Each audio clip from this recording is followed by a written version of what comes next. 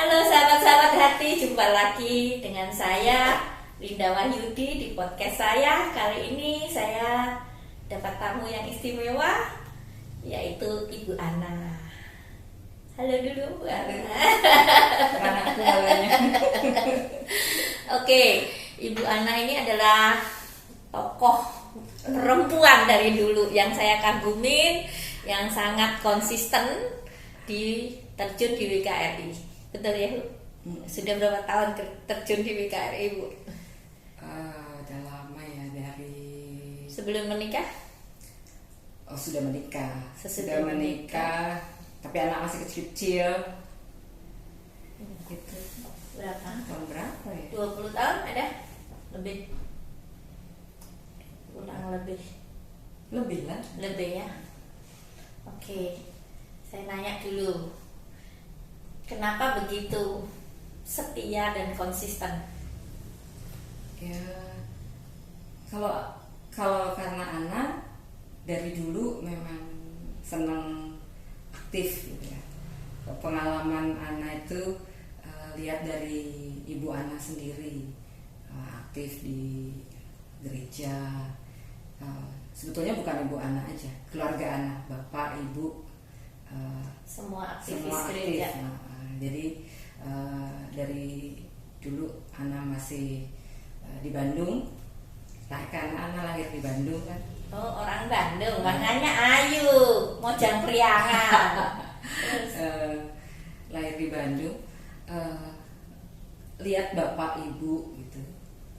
Jadi kalau kita ke gereja kan semua ke gereja tuh terus aktif gitu. Jadi ibu kirigen gitu.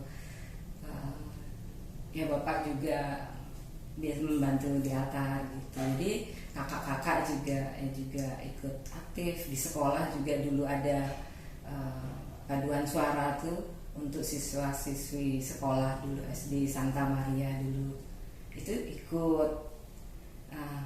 Terus kalau doa lingkungan karena diajak gitu. Perasaan tuh kalau dulu itu senang gitu.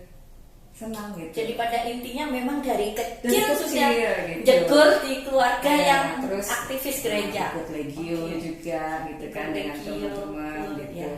Jadi ya rasa-rasa Itu hidupku di terus situ. gitu. Jadi ya senang aja melayani itu, nggak ada rasa beban gitu kan. Ya, senang gitu. Terus begitu kita juga berkeluarga, ada teman-teman mengajak ke WKRI, ya anak kan merasa jadi wanita Katolik ya senang aja gitu ikut bergabung, dan teman-teman minta anak bergabung dan ikuti kepengurusan, ya tambah belajarnya di situ, belajar berorganisasi. Dan menurut anak tuh banyak sekali menambah wawasan, menambah pengetahuan tuh ya lewat organisasi gitu. Kalau dulu kan organisasi OSIS gitu ya, SMA juga ikut di OSIS gitu. Terus tambah lagi begitu berkeluarga di WKRI itu banyak pelajaran yang Anda dapat, jadinya ya sampai sekarang enjoy aja gitu. Jadi kalau nggak ada kegiatan kok kayaknya malah ini seperti sekarang ini kan kita malah harus mengurangi kegiatan. Ya sebetulnya ya aduh gitu, ada rasa kehilangan gitu. Jadi kita saling ya bukan cuma berkumpulnya saja kan gitu. Kita belajarnya itu ya kalau berorganisasi itu kan nggak cuma kumpul-kumpul bubar, sebetulnya ada banyak kegiatan yang bisa kita bagi. Kalau nggak salah sekarang jadi ketua kerasulan wanita.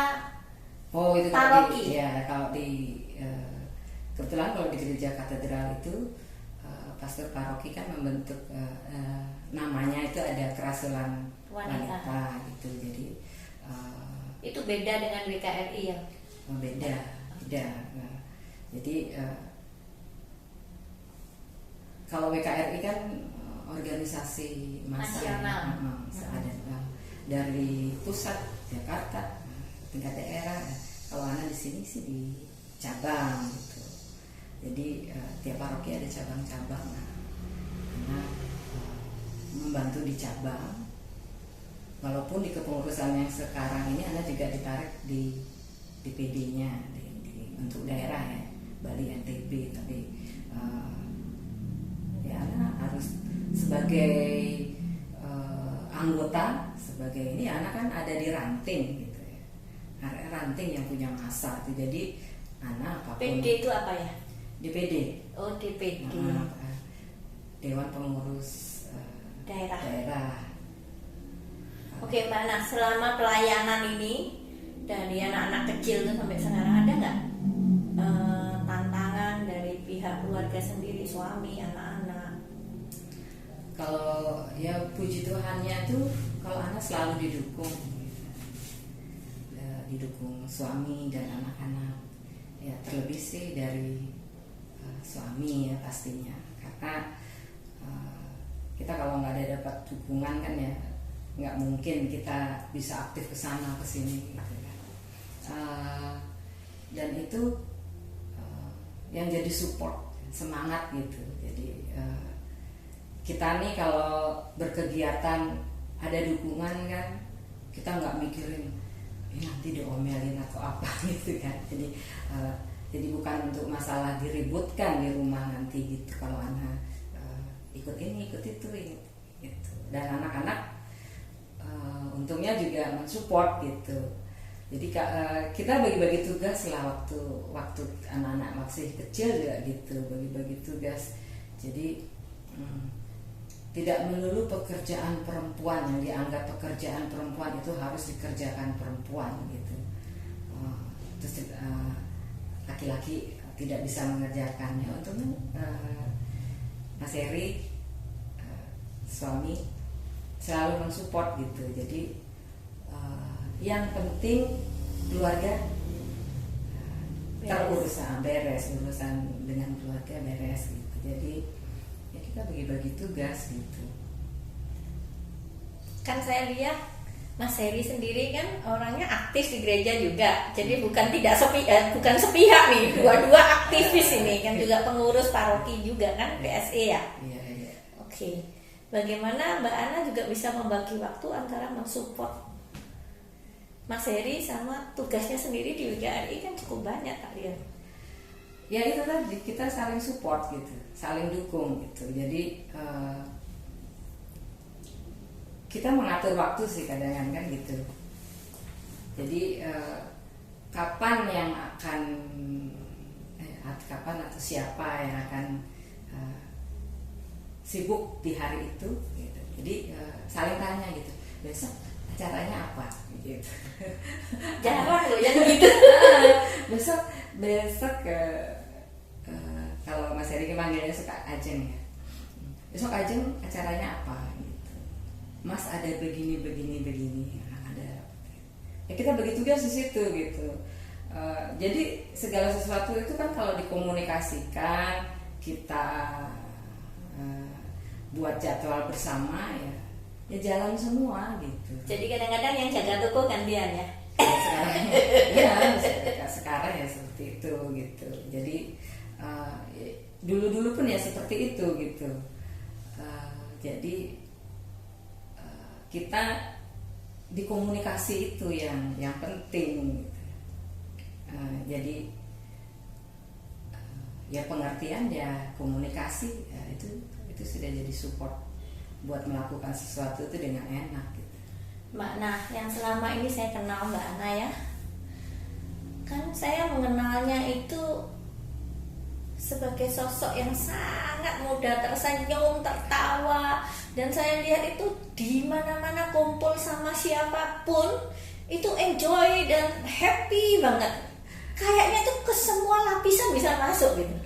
Memang pribadinya begitu dari muda. Kalau menurut Anda gini, kita mau membuat senang diri kita, hidup kita, mau bahagia, itu kan yang menentukan diri sendiri, Pak, bukan orang lain gitu. Jadi dimanapun Ana, dengan siapapun Ana berusaha untuk punya hati yang gembira gitu, menggembirakan diri sendiri. Gimana cara menggembirakan diri sendiri? Ya, yang negatif itu nggak usah ditangkap gitu. Jadi ya bukan kayak nggak ada masalah kan gitu. Kan tidak mudah itu terjun di dalam organisasi, apalagi perempuan, maaf ya, gitu. Iya. Kalau perempuan Kadang kan gitu. ya banyak bisik-bisiknya ya. Ini kita bukan rahasia umum lagi ya Mbak ya. Iya. Makanya juga banyak sih teman-teman gitu. Mana diomongin gini-gini kok santai aja gitu. Ya buat anak kan kalau itu masih berbentuk omongan orang, kalau itu masih pokoknya menyangkut masalahnya orang gitu kan. Jadi entah itu ketidaksukaan, entah itu dia pikirannya negatif tentang anak. Buat anak berpikirnya hanya gini, itu kan masalah dia, bukan masalah anak gitu loh. Kalau anak kan yang mengendalikan hati anak kan anak sendiri gitu. Senang tidak senang kan anak sendiri gitu. Sorry Mbak, setahu saya nih, saya kan dulu juga mimpin beberapa komunitas ya. Itu kan kalau jadi ketua, maaf ini ilmu monyet katanya gitu toh. Kalau jadi ketua tuh yang kelihatan kan yang jelek-jeleknya gitu. Kalau monyet tuh katanya ketuanya kan di atas, jadi anggotanya tuh cuma bisa lihat maaf pantatnya gitu. Jadi yang jelek-jelek aja. Biasanya kan gitu, orang suruh jadi ketua nggak mau, tapi begitu ada ketua ya dicari salah nih loh gitu. Maksudnya, dan apalagi kan tuh Ana nih komunitas kerasulan wanita, dulu kan namanya rukun ibu ya, kerasulan wanita. Jadi memimpin ibu-ibu di paroki gitu. Kan tidak semua pikirannya sama ya. Ada yang senang kegiatan ini, ada yang nggak suka, misalnya seperti itu. Gimana caranya memanage sehingga jalan terus gitu kegiatan itu? Saya lihat aktif sekali. Dulu ya sebelum pandemi itu aktif sekali. Kerasulan wanita. Kalau Ana lebih sebagai ketua itu Ana nggak mau yang harus ngatur semua gitu. Ana senangnya ya yang lain yang harus aktif sebetulnya gitu. Jadi Ana nanti kalaupun membuat program gitu, kalau membuat program tuh Ana yang melibatkan itu harus usulan tuh dari mereka, bukan karena Ana punya mau gitu. Jadi kalau Ana walaupun misalnya diposisikan ketua gitu tuh nggak harga mati semua harus maunya Ana, enggak gitu. Jadi monggo yang lain-lain ini yang harus diaktifkan gitu. Kalau Ana sih lebih senangnya tuh dari mereka, oleh mereka, ya untuk mereka gitu loh. Jadi kalau kegiatan silahkan. Jadi modelnya kan kita terima usulan dari kita kan bagi-bagi gitu kan. Kalau untuk di kerasulan khususnya ya, di kerasulan di paroki katedralnya ada 24 lingkungan. Nah, udah bagi dua, karena kan kalau di kerasulan itu kegiatannya ada sharing kitab suci, ada kegiatan keterampilan gitu kan. Jadi ya tinggal bagi dua gitu, dibagi dua, isi sebulan tiap lingkungan isi sekali kan dapat jatah semua tuh bergiliran gitu. Tinggal mereka nanti kan tinggal bicara mau mengisi yang renungan atau keterampilan itu juga modelnya juga monggo dari mereka gitu. Dan Ana menyarankan silahkan pakai orang-orang di lingkungan teman-teman itu yang memang profesional. Ya tidak harus sih profesional, tapi menginspirasi minimal ya, sesuatu yang dia bisa bagikan ke teman-teman yang lain, entah itu keterampilan membuat kue lah, atau ilmu dia punya wawasan tentang kesehatan gitu. Mbak Linda juga pernah ngisi kok. Jadi adalah sesuatu tuh yang bisa ditampilkan, tapi bukan dari orang-orang pengurus gitu. Jadi kesannya tuh kegiatan ini bukan kegiatan segelintir pengurus atau segelintir orang, tapi harus dari bawah gitu, bawah melibatkan banyak orang lebih senang lagi gitu. Jadi buat Ana itu juga mengkader bahwa orang-orang supaya nggak jenuh ya melihat itu aja yang di depan mata gitu. Jadi nggak pernah punya masalah. Kalau yang untuk ini sih sebetulnya nggak merasa ada masalah gitu ya dengan teman-teman gitu, dengan ini. Yang penting kalau menurut Ana, kalau sebagai ketua itu kita kan hanya mendampingi. Jadi kalau kepanitiaan pun ya serahkan ke teman-teman supaya teman-teman juga punya tanggung jawab, punya. Oke Mbak Ana, ini saya nggak pengalaman di bidang organisasi perempuan atau komunitas perempuan, tapi saya punya pengalaman di lingkungan saya kan.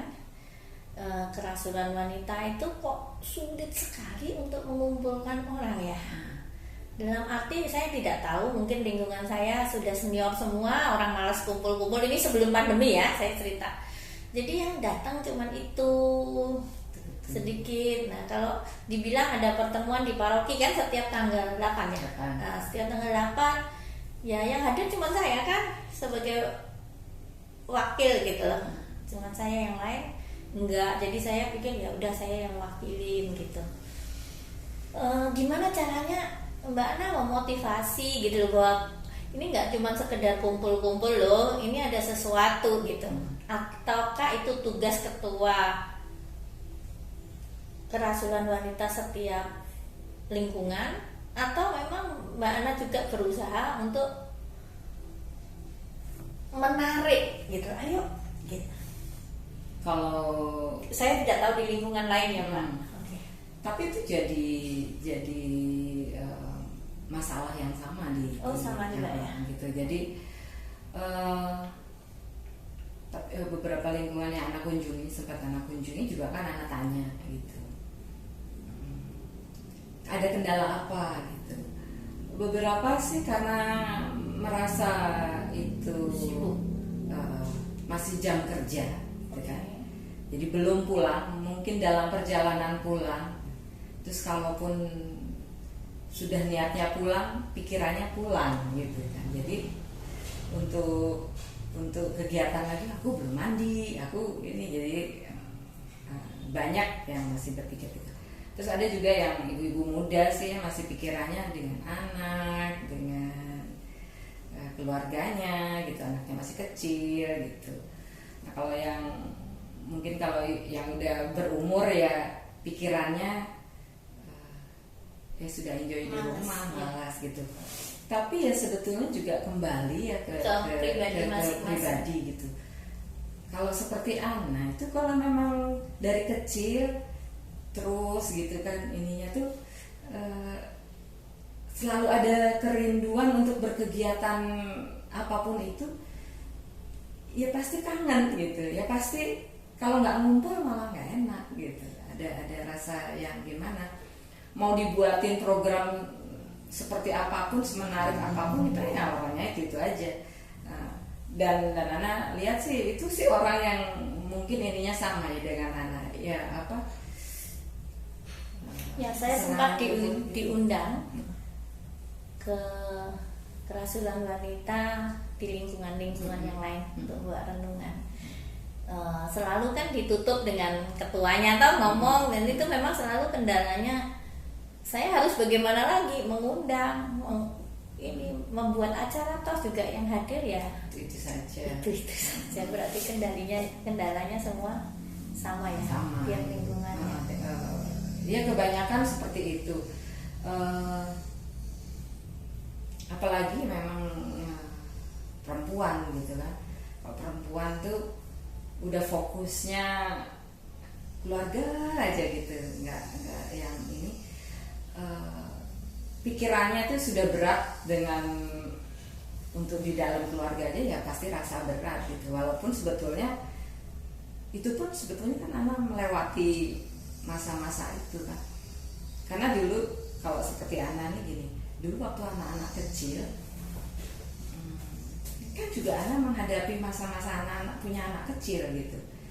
Tapi perasaan tuh anak tidak pernah mengeluhkan dengan punya anak kecil tuh menjadi halangan anak untuk nggak bisa kegiatan kemana-mana gitu.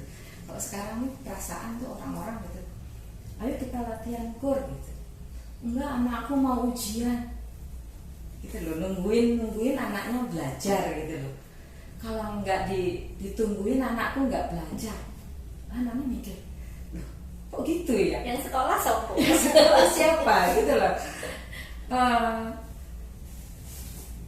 Kalau menurut anak tuh mereka mengatur keluarganya itu jadi beban ini sendiri gitu loh.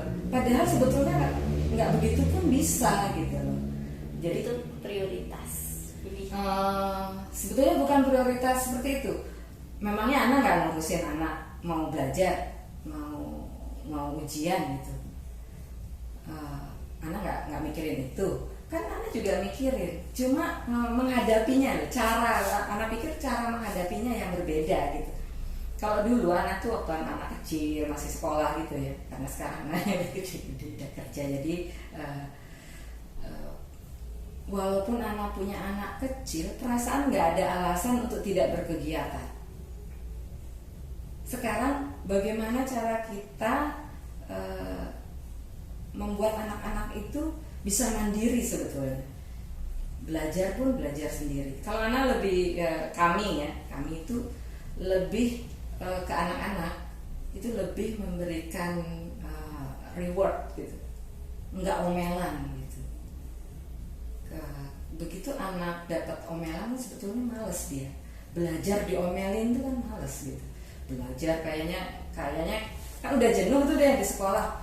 Kalau anak nggak gitu, udah tahu anak pasti jenuh gitu. Jadi kita nih ya jangan nambah jenuh dengan nyuruh anak lagi belajar gitu kan. Lebih baik kamu kalau punya dapat nilai bagus, kita kasih reward. Memang dulu bentuk rewardnya sih uang gitu kan.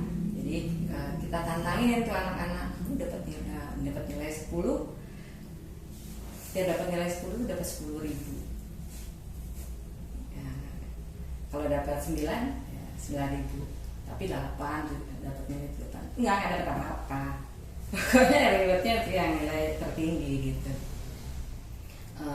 Ranking pun seperti itu gitu kan. Kalau dapat ranking 1 apapun yang diminta gitu boleh, tapi kita nego dulu gitu, seberapa boleh nego gitu kan, harganya tuh, harga barang yang dia minta gitu. Jadi lebih anak mandiri betul ya. Jadi belajar pun nggak dipaksa gitu loh, tapi mereka mengejar aku nanti dapat apa. Jadi diantara mereka tuh juga ini banyak-banyakin ngumpulin uang gitu. Karena rewardnya masih berbentuk uang ya.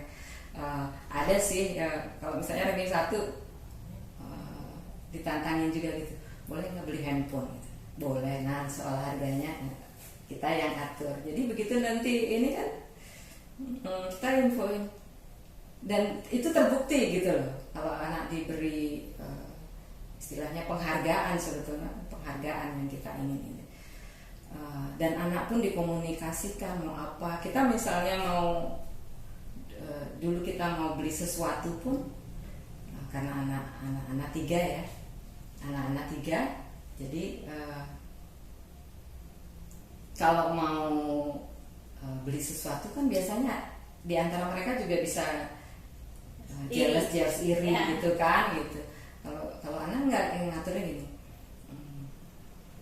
kita mau beli misalnya ya yang mereka boleh beli itu yang jadi tanggung jawab kita, misalnya untuk pendidikan, sandang, pangan, papan itu tanggung jawab orang tua. Tapi kalau mau beli mainan yang mereka mau, mereka harus nabung sendiri gitu. Jadi kalau kita misalnya ada yang sepatunya rusak, tasnya harus ganti gitu, kita mau kemana, mau beli itu ya kita udah ini dulu ke ini. Jadi hari ini kita jalan-jalan ke mana gitu untuk beli tas untuk si ini gitu. Jadi yang lainnya nggak rewel. Kalau rewel nggak boleh ikut gitu. Jadi kita mau kemana pun ini sebetulnya kan kita mantau dulu tuh kan tempat yang mau dibeli ini kesini. Nah, kita buat polling food gini. Kita jalan-jalan mau kesini kita voting gitu. Jadi anak-anak udah terbiasa diajak mendiskusikan entah itu kemauannya juga, entah ini kan dengan suara terbanyak kan gitu. Jadi yang lain nggak boleh komplain gitu, nggak boleh ini. Nanti kalau anak-anak anteng gitu kan nurut ya paling kita dapat bonus lagi mereka kan, beli es krim, beli gitu. Jadi hal-hal yang harus kita lakukan bersama itu ya harus semua bikin happy gitu.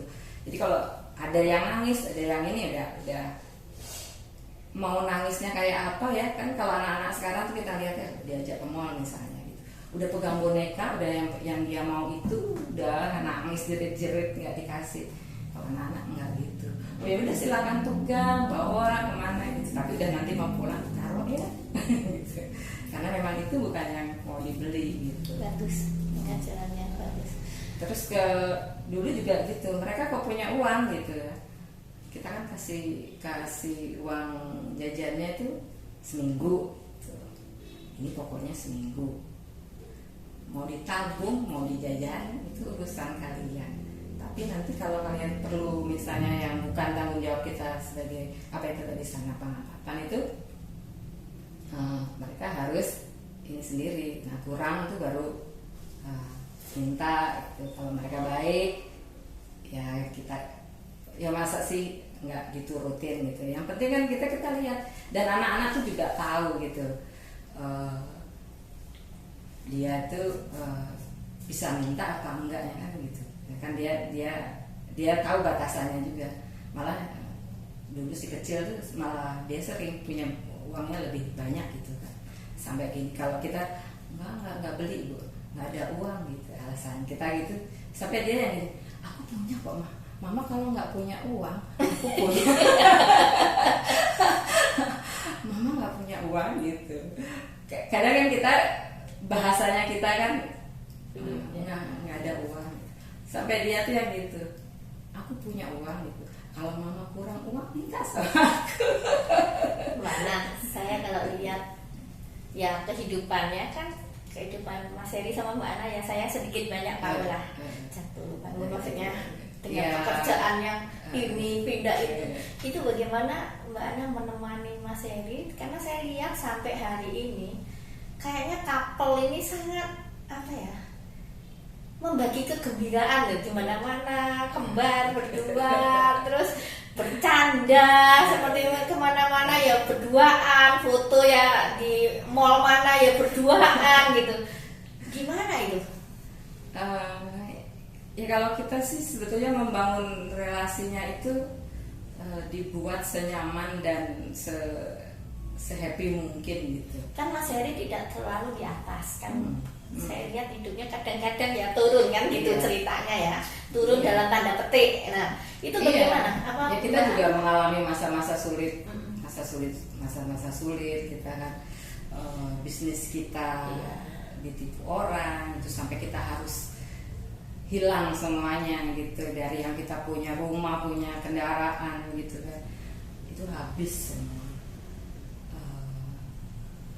Dan Mbak Ana sama sekali tetap enjoy nemenin, maksudnya enggak? Iya, dulu tuh ya kita kan harus saling support ya, apapun kondisinya itu kita saling support gitu.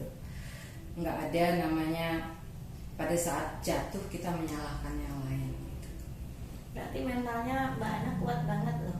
Saya punya teman yang ketika bisnis suaminya jatuh, dia depresi betul. Jadi Ya. dia cuma kalau lihat suaminya cuma ada rasa marah aja. Marah. Ya, itu. Kalau anak bawaannya marah gitu, ya pasti ya ini ya Tambah kacau. pasti tambah kacau. Waktu itu juga dalam waktu kita jatuh gitu, kondisi jatuh kita harus kehilangan semuanya. Ini kita ini nggak ini, kita harus jual rumah, jual, waktu itu kita masih ada armada punya mobil, itu juga kita harus habis semua, direlakan, dan nggak punya apa-apa. Anak cuma lihat Mas Heri itu kan nangis gitu kan, merasa bersalah itu pasti gitu kan, dia nangis, marah tuh, dan waktu itu juga marahnya tuh marah ke Tuhan tuh, nggak yang ini, dia hanya bilang ini, Mas kan niatnya baik, Sudah melakukan orang all out. kalau orang baik sebetulnya kan yang lain juga baik gitu. Tapi kenapa Mas diginiin gitu? Karena waktu itu yang membuat jatuh kan masih orang-orang di dekatnya Mas Heri gitu. Jadi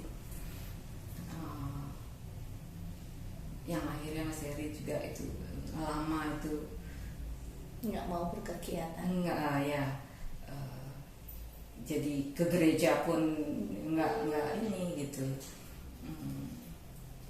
Ya masa Ana harus marah dengan kondisi yang seperti itu? Terus kalau marah apa menyelesaikan masalah gitu?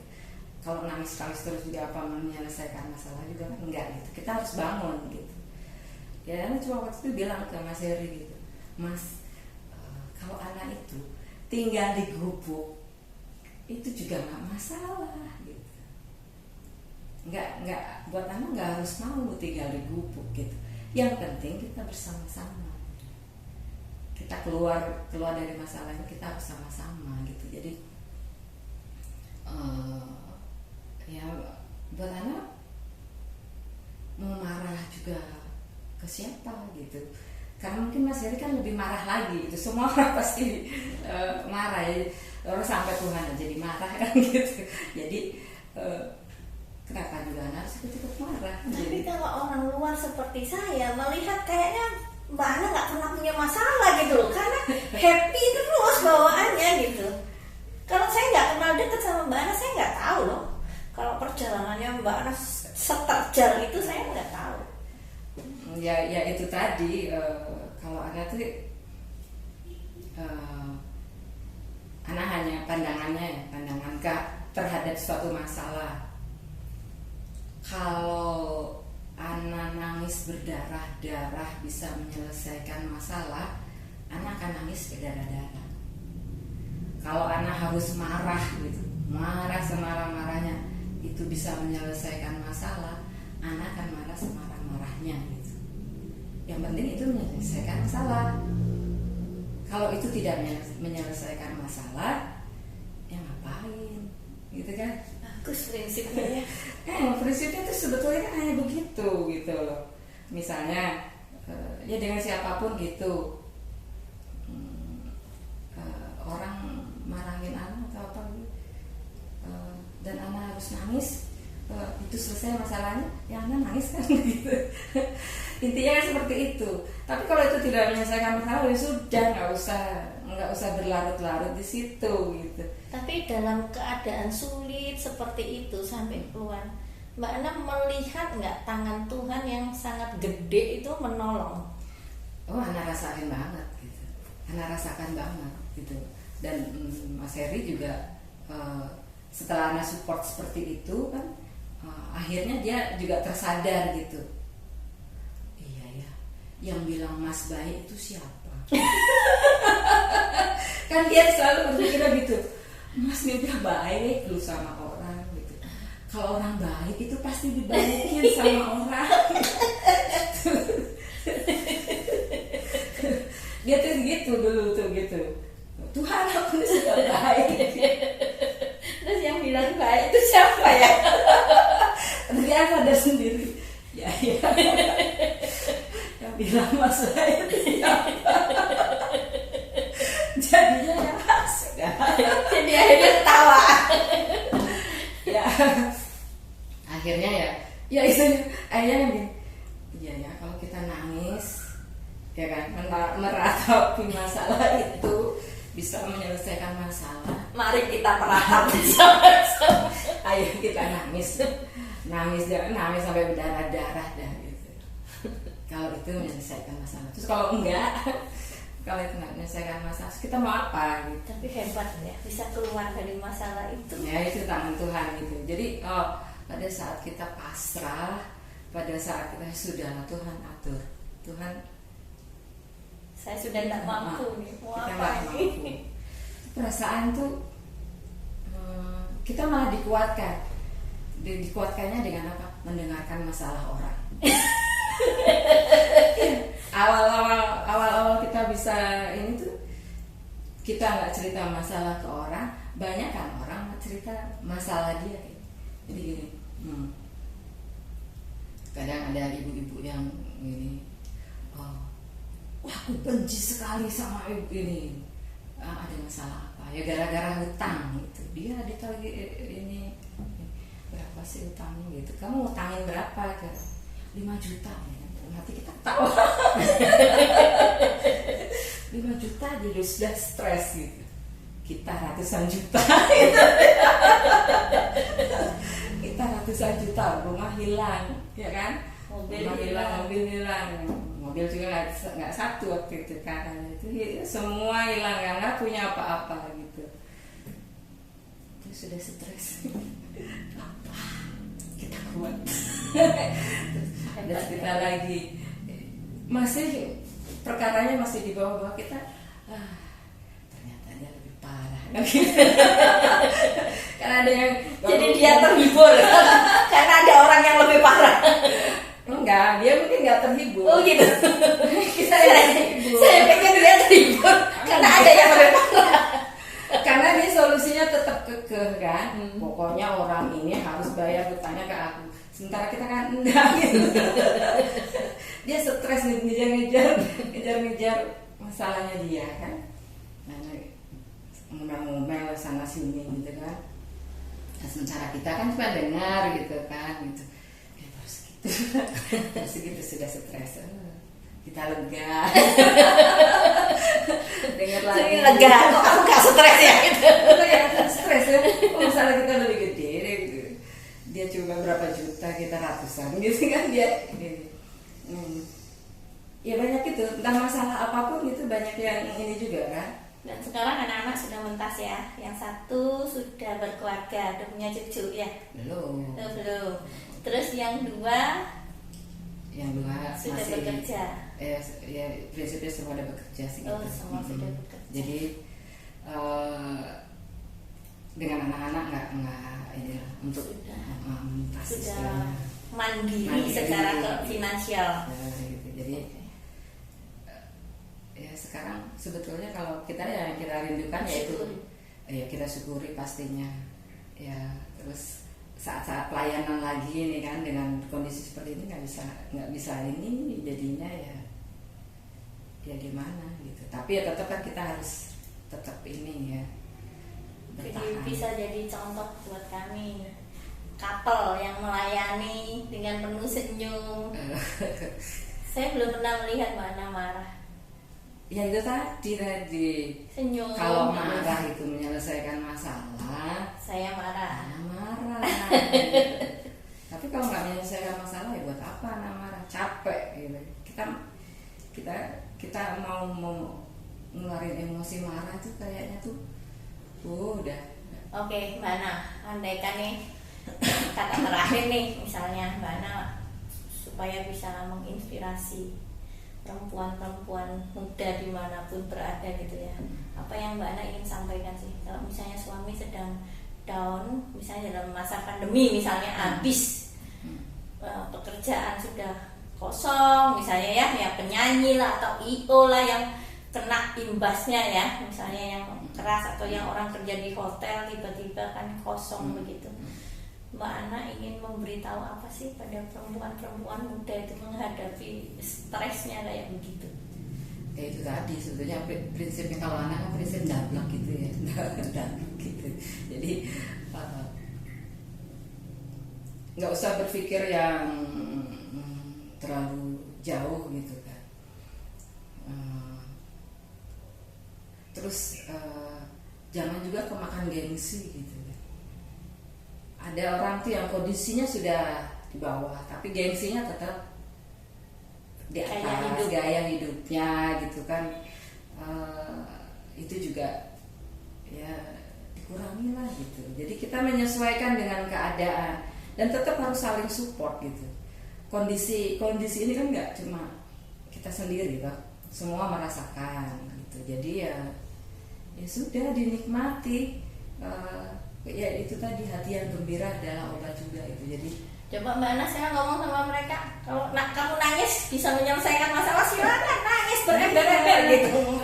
Kalau mau nangis itu menyelesaikan masalah, nangis gitu. Sampai nangisnya pun boleh yang jerit histeris, darah itu boleh gitu, gitu. Hajar boleh gitu. Tapi kalau nggak menyelesaikan masalah, nggak usah nangis gitu loh. Nggak ini apa ya, energinya kita habis di situ. Jadi kita mau buat apa, ayo gitu. Jadi dan sebetulnya kalau kita lihat gitu ya, di tengah pandemi gitu, jadi yang susah sebetulnya nggak semua sih juga susah, ada peluang khususnya sama ibu-ibu ya, banyak ya, kayak sekarang ini banyak yang jadi makanan, jadi seks banyak sama kayak Mbak Ana jual apa aja, kelapa ketan, tak lihat ya semua ada buntil semua dia bisa gitu loh. Dari keahlian yang terpendam itu bisa keluar. Nah, kayak saya dari yang nggak bisa masak belajar YouTube, belajar lewat YouTube. Karena sekarang kan belajar sekarang bisa jualan gitu. Jadi ada peluang-peluang juga gitu. Karena kan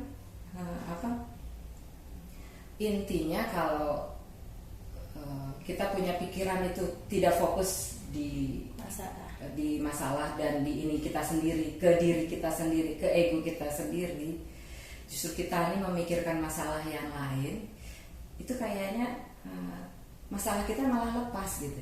Jadi kalau kita fokus ke diri sendiri, itu Tuhan akan fokus membantu yang lain. Tapi kalau kita fokus ke orang lain, itu Tuhan akan membantu. Amin. Prinsipnya kita tuh begitu. Jadi pada saat kita mikirin yang lain, itu Tuhan mikirin diri kita. Kebutuhan kita akan dicukupi oleh Tuhan, nggak kurang lah gitu. Sebetulnya kan yang namanya kebutuhan itu nggak cuma materi, kita dikirimin Tuhan segepok duit gitu, enggak gitu ya. Dengan didatangin orang-orang yang lebih punya masalah dengan kita, itu juga sebetulnya menguatkan kita ternyata ujian kita nih levelnya sudah di atas gitu. Kita kan kalau ujian ini kan ada level-level, ujian kehidupan juga seperti itu gitu. Kalau kita ada tingkatnya, ada tingkat atas kan ujiannya lebih berat gitu. Jadi nggak lagi stres dengan hal-hal yang kecil gitu. Jadi poinnya memang begitu. Yang membuat senang, buat gembira, buat bahagia itu diri kita sendiri. Jangan terlalu menuntut orang lain membuat kita senang gitu. Ya orang lain biar dengan kebahagiaannya sendiri gitu. Nah kita ya dengan happy kita sendiri gitu. Jadi kalau kadang kan gitu, ada orang yang lain happy dia menyakiti orang lain, itu ya urusanmu gitu. Yang penting happy-nya kita nih tidak menyakiti yang lain gitu ya. Ada yang orang-orang yang punya pikiran tuh apa ya, dia bahagia kalau lihat orang susah gitu. Ya kan bahagia gitu, walaupun ya itu kan bukan kebahagiaan yang seperti itu gitu. Nah, ini pengalaman saya ya. saya itu mungkin karena dulu kuliah di teknik ya, teman saya banyak laki. Saya tuh merasa kalau berteman sama laki itu lebih enak. Maksudnya lebih enak itu dia to the point, tak tak tak tak tak, terus nggak ada intrik-intrik gitu, nggak ada perasaan iri-irian gitu. Kalau dengan perempuan itu, maaf ini saya melibatkan perasaan lah nanti ini gitu. Jadi dari dulu kan memang saya nggak pernah bergabung di yang kumpul-kumpul perempuan itu, hampir nggak pernah gitu.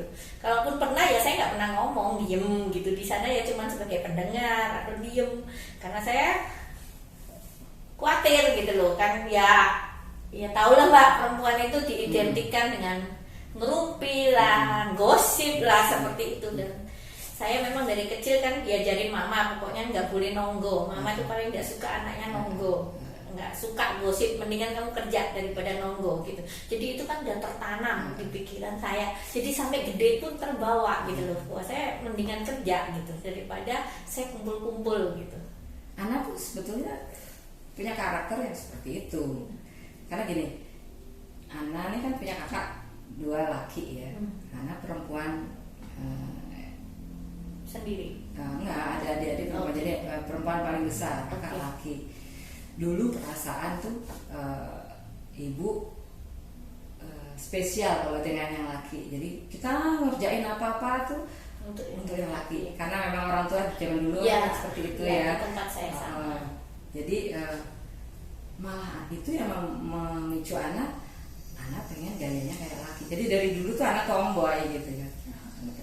Karena anak pengen jadi anak laki. Jadi anak laki gitu.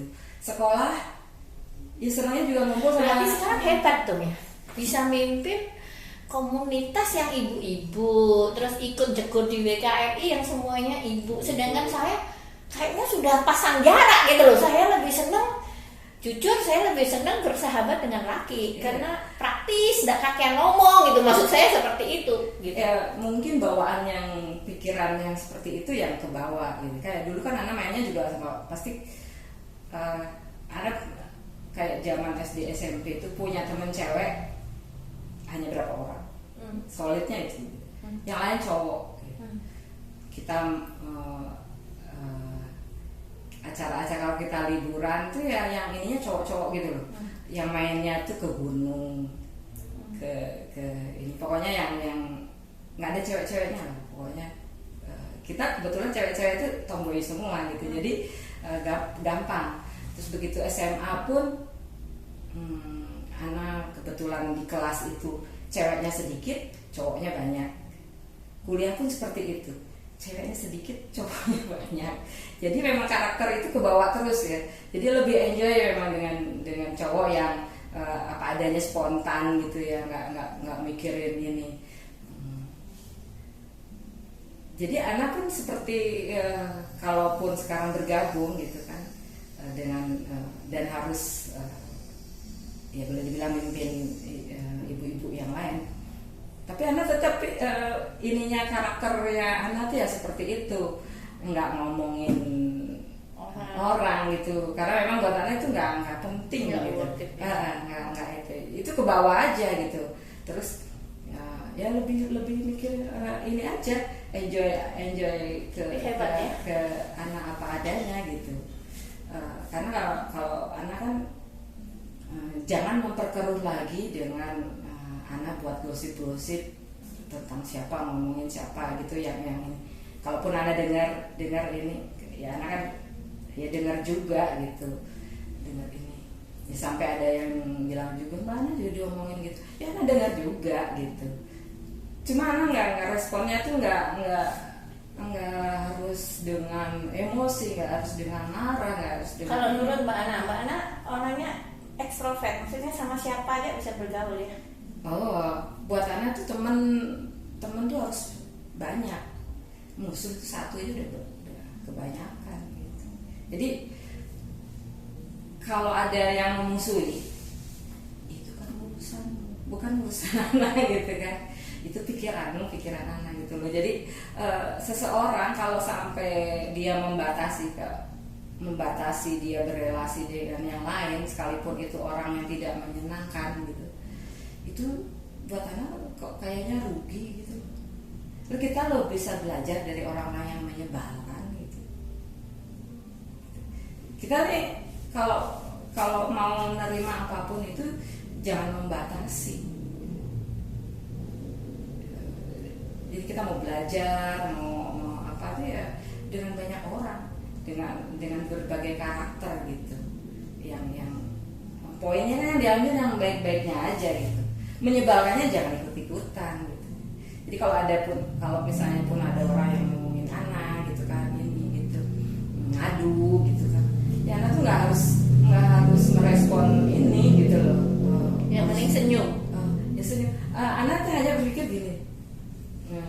Kalau ada yang ngomongin gitu kan, ya anak menganggap dia nggak kenal anak aja gitu, ya kan? Kalau orang namanya nggak kenal, ya boleh dia berpikirnya tuh aneh-aneh dengan pikirannya dia sendiri, dengan ininya sendiri gitu. Paling kan dia yang pusing sendiri gitu, cari-cari terus jeleknya anak kan, pusing sendiri. Di sininya santai aja, nggak harus menghadapi dengan si ini nih yang ngomongin anak gitu kan, si ini nih yang ini. Ya anak anggapnya dia nggak tahu ya, nggak kenal anak, kenapa anak harus ini.